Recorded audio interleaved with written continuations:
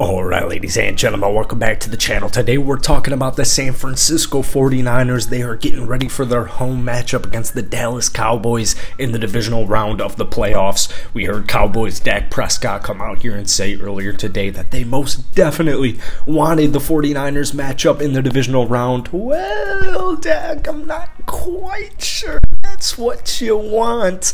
There's a difference between this year and last year. First off, San Francisco has not lost a game in quite some time. They also have the #1 ranked defense, and they also have a quarterback change in Brock Purdy. Now, most people would be under the assumption like, all right, 7th round rookie, 3rd stringer, going up in a playoff matchup, that is not an advantage. That is quite the disadvantage. Well, about that, Brock Purdy pretty much shut those guys up there this past weekend against Seattle, and I'm noticing this reoccurring theme where people come in to whoever San Francisco is playing, whether it was when he came into the game halfway through it against Miami, whether it was the road game against Seattle, whether it was against the GOAT in Tom Brady, whether it was the first round of the playoffs, doesn't quite matter.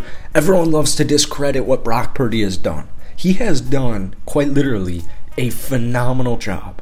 Now, excluding the last minute garbage time touchdown from DK and Geno Smith, San Francisco in the second half outscored Seattle 25-0, technically 25-6, which is still a blowout. It's still just completely dismantling a team and their defense. But, you know, I get it. Dallas has a good defense. I get it. They're top 5. I understand. But I have no reason to believe why Brock Purdy is not up for the challenge. There is a difference between Brock Purdy and Jimmy G, who, by the way, Jimmy G, I don't want to say he almost lost the game against the Dallas Cowboys last year, but that's kind of exactly what happened. Now, before we get any further into tonight's video, if you guys enjoy it, be sure to hit that like button, hit that sub button. Let's try and get to 200 likes on tonight's Niners video. I post daily NFL content, Niners videos a couple of times a week, and I don't anticipate this team to catch the loss in a handful of days. And, you know, a win would put Brock Purdy in the company of 4 other rookie quarterbacks who have reached the conference championship round. So he's entering almost uncharted waters here.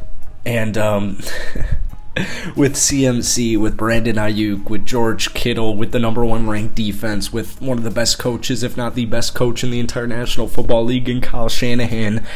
And, you know, if you watched the game this past weekend where Brock Purdy threw for 332 yards, yes, you heard that correctly, 3 touchdowns, more importantly, 0 interceptions. Oh, and he also had a rushing touchdown. So Brock Purdy with about 350 total yards of offense, no turnovers, no interceptions, and 4 touchdowns combined. So, yeah, he joins Mark Sanchez in 2009 with the New York Jets, Joe Flacco, Baltimore Ravens 2008, Ben Roethlisberger 2004, Pittsburgh Steelers, and then Sean King with the Tampa Bay Buccaneers back in 1999. So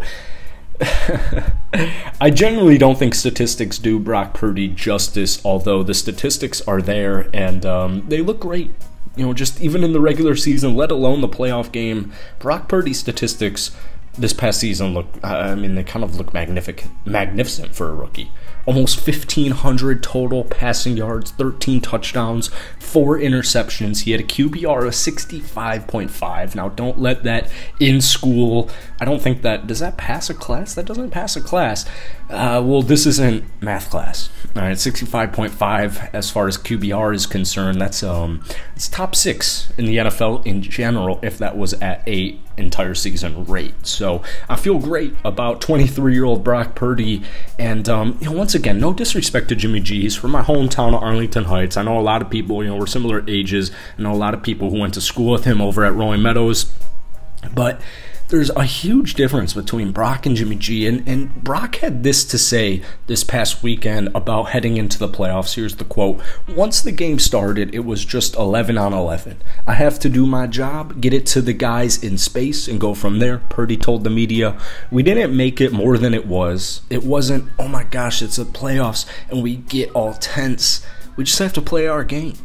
And that's just, I know I've been preaching on this word all season now, but he's composed. He's literally cool, calm, and composed. The triple C. You don't want to be going up against a triple C quarterback. As I alluded to earlier on the video, we're hearing like completely flip-flop stuff from Dak Prescott. Now, this isn't a Cowboys roast video, all right, although that would be pretty easy because in my entire 23 years on this planet, they haven't done too much. They have not done too much. So, to me, the secret sauce of the game is quite simple.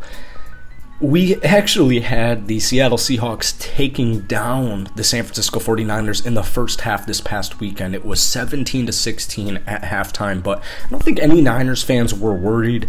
San Francisco was still driving down the field. You know, Brock Purdy was still doing his thing. CMC was definitely doing his thing. The defense was still getting some stops, but once they got into the red zone after that first touchdown, it became, actually even at the start in the first drive of the game, it was more field goals over touchdowns, right? And then they really put their foot on the gas and scored 25 unanswered points to start off the second half. It was just it was a dismantling. It was absolutely beautiful. But we're seeing all this talk from Dak Prescott and the Dallas Cowboys.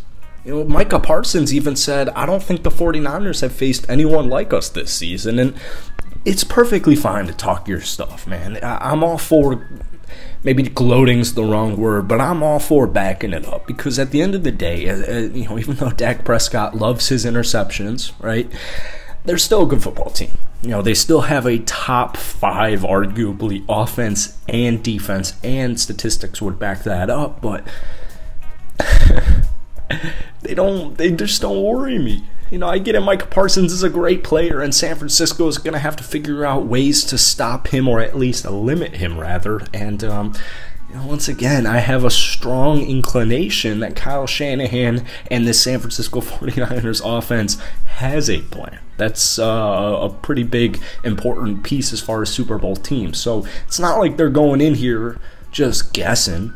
You know, they're coming in with a plan, and just like the Seattle game, if they're losing, if it's 17-16 at halftime, don't hit the panic button, as Brock Purdy was alluding to. Fix your stuff, make the plays, get your ball to the playmakers on offense, let your defense do the thing, keep them off the field as much as possible, control that time of possession, run the football, and obviously, most importantly, keep it clean.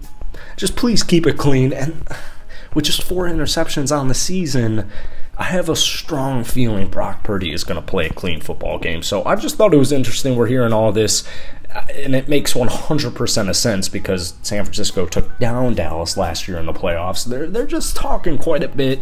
And then when I hear it in comparison to what San Francisco is saying, just like their quarterback, they're pretty cool, calm, and composed, saying like, yeah, Dallas is a good team. We're going to have to become ready to play, yeah. That's it for today. If you guys enjoyed it, hit the like button, hit that sub button for daily NFL content. If you want more Niners videos, let me know down below. But regardless, would love to hear what you guys have to say. Let's try and get 200 likes, and I'll catch you guys later.